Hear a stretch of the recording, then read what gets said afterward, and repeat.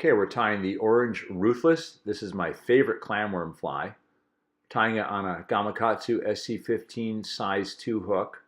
Start off with a thread base. It's 6/0 white thread. First thing we're going to do is tie on what's called the platform, which is 30 hairs of bucktail. For this fly, I like crinkly bucktail, and I typically take it from the middle part of a tail. And what I'm doing there is I'm pulling the bucktail up to make sure it's on the top half of the hook shank. You'll move the thread forward, trim off the butt sections, and work the thread back. And what I like to do with my platforms is work the thread underneath the bucktail there, do a wrap, and then bring it forward. And that gives the platform just a little bit of extra lift there. 2 strands of green flash is next. I'm actually using 1 strand here. And what I'm going to do is bring the thread forward and then wind it back. And that way, by using just 1 strand of flash, I get 2 for the price of 1. And I'll trim that flash off just a little bit past the bucktail. So the key to any good flatwing is what's called the pillow. And the pillow is formed from the fluff of the base of a saddle hackle. So I'm going to pull off some fluff here. I'm going to wet my fingers and use saliva as a dubbing agent. Make a little dubbing ball there of that fluff. And then I'll wind that right there at the junction of the tail and the shank. So note the flatwing saddle that I've chosen there. That's my tie-in point. I'm going to strip the fibers off, trim the stem,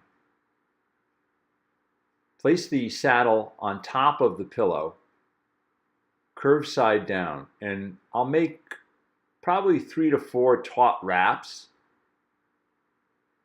and adjust the saddle to make sure it's perfectly flat. Now, if I've done it right, now when I bind down, that saddle should not move. It should stay perfectly flat. If the stem wraps around the shank of the hook, that's no problem. You trim the butt off, work the fly back.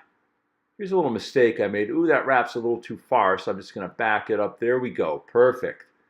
And that saddle's tied in perfectly flat. So for the body, I've chosen a very webby orange saddle. That's actually part of a strung Chinese saddle package. You want to eyeball them and make sure you get a really webby feather.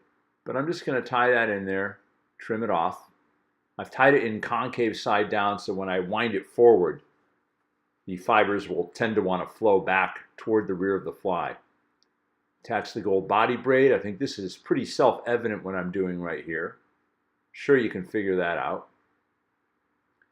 Now we're going to wind the body. So if you've ever seen a clamworm, they're not the most attractive of creatures.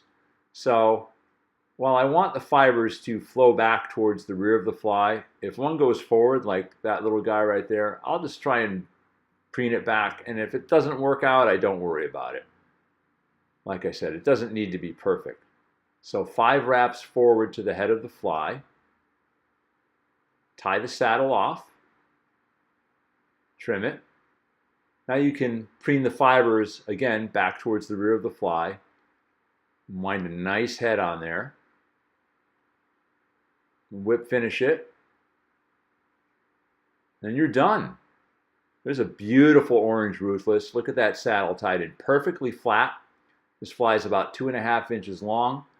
Ready to go out and catch some striped bass.